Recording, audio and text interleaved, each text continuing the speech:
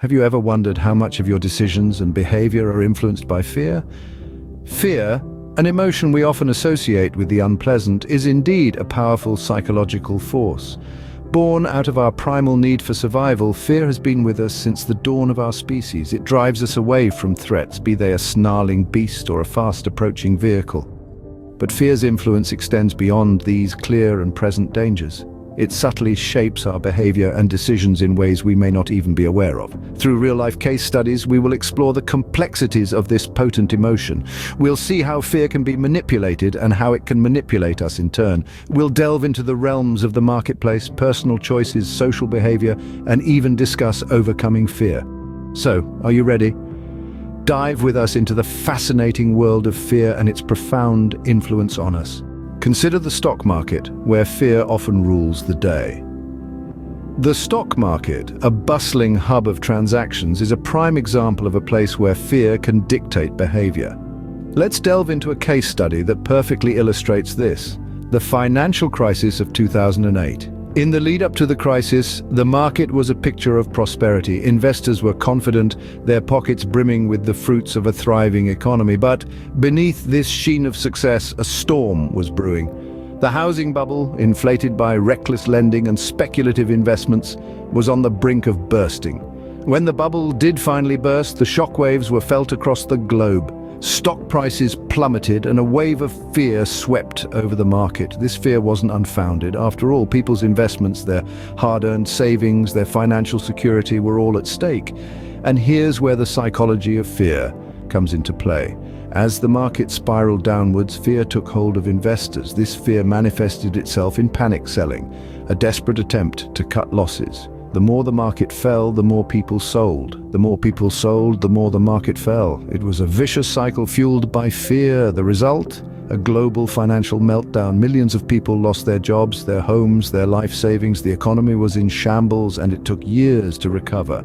But let's take a step back and think about this. Was this mass sell-off entirely rational? If everyone had stayed calm, could the impact of the crisis have been lessened? Perhaps. But fear, being the powerful emotion that it is, often overrides rationality.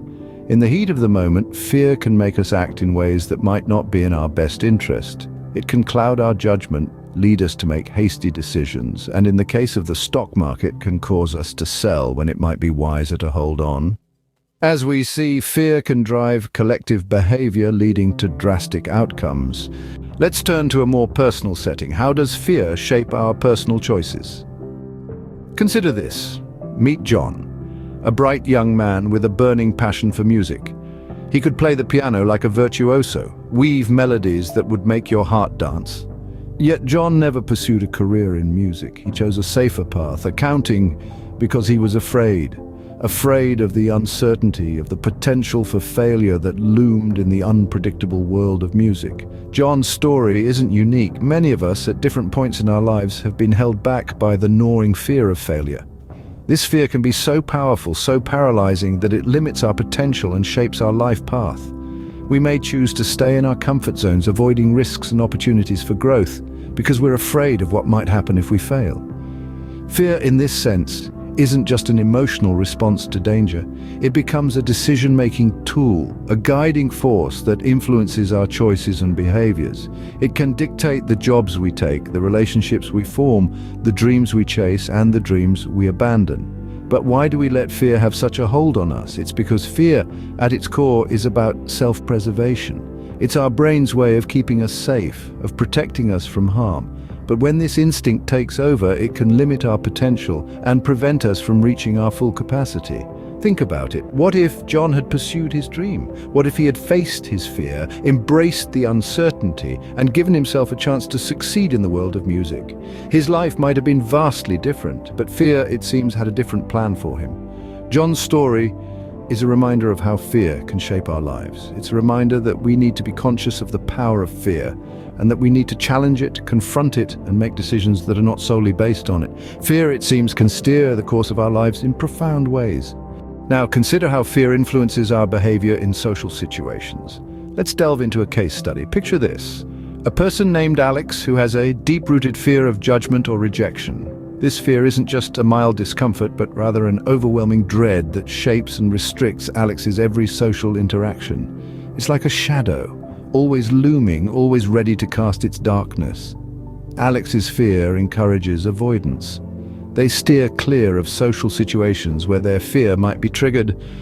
Parties, gatherings, even casual meetups with friends can become a source of anxiety. The fear of judgment or rejection is so potent that it convinces Alex that avoiding these situations is the safer option. But what's the real cost of this avoidance? It's not just missed opportunities for fun or networking, it's the potential connections and relationships that never get the chance to form.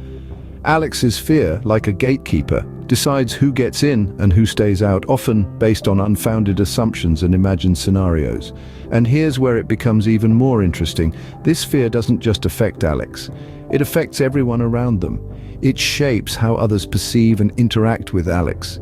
This fear, once a personal burden, becomes a social one, influencing the dynamics and the overall climate of Alex's social circles. What's more, this fear can create a self-fulfilling prophecy. Alex fears rejection, so they avoid social situations, which leads to isolation. This isolation can then be perceived by others as aloofness or disinterest, which can lead to actual rejection, the very thing Alex feared in the first place. So you see, fear isn't just an individual experience, it's a social one. It shapes not only our behavior, but also the behavior of those around us. It influences how we relate to others and how others relate to us. It creates patterns, cycles, dynamics.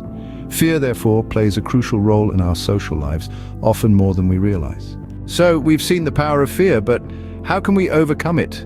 The answer to this question might not be as daunting as you might think. Overcoming fear, much like any other challenge in life, is a process. It requires patience, persistence, and, most importantly, understanding. Let's take a look at cognitive behavioral therapy, or CBT, for instance. This approach to overcoming fear involves changing the way we think about our fears. It's all about challenging and reshaping our fear-based thoughts, allowing us to view our fears in a new, less threatening light. Imagine being afraid of heights. Through CBT, you might learn to rationalize this fear, understanding that heights themselves aren't dangerous. It's falling from them that poses a risk. Once you understand this, you can start to take steps to ensure safety while at great heights, thus gradually reducing your fear. Another effective strategy is exposure therapy. This involves gradually and repeatedly exposing yourself to the fear-inducing situation or object. Exposure therapy is based on the idea that familiarity breeds contempt. The more you're exposed to your fear, the less power it holds over you. Let's stick with the fear of heights example. In exposure therapy, you might start by simply looking at pictures of high places. Gradually, you might move on to standing on a high balcony, then perhaps go rock climbing, and eventually you might find yourself standing on the edge of a cliff, admiring the view, fear-free. But remember, the aim is not to eliminate fear entirely. Fear, after all, is a natural and necessary part of being human. It keeps us safe and owns our decision-making skills. The goal is to prevent fear from becoming an obstacle to our well-being, to our ability to make sound decisions and to live a fulfilling life. Understanding and confronting our fears, therefore, not only helps us overcome them, but also empowers us to make better decisions and improve our behavior. Conquering our fears then can be a path to greater freedom and fulfillment. In conclusion, fear is a potent force that shapes our behavior and decisions. Throughout our exploration, we've delved into the complexities of fear, how it manifests itself in the marketplace, influences our personal choices, and even modulates our social behavior. It's an intrinsic part of our existence, a survival mechanism that's been hardwired into us over the course of evolution. Yet, as we've also seen, fear can be a double-edged sword. While it can protect us from potential dangers, it can also limit our experiences, narrow our perspectives, and hold us back from realizing our fullest potential. It's a delicate balancing act between caution and courage, between security and growth. The key lies in understanding and managing our fears. It's about not letting fear control us, but instead harnessing it as a tool for self-awareness, resilience, and personal development. Understanding and managing our fears, therefore, is a crucial part of leading a more empowered and fulfilling life. Thank you for joining us on this exploration of the psychology of fear.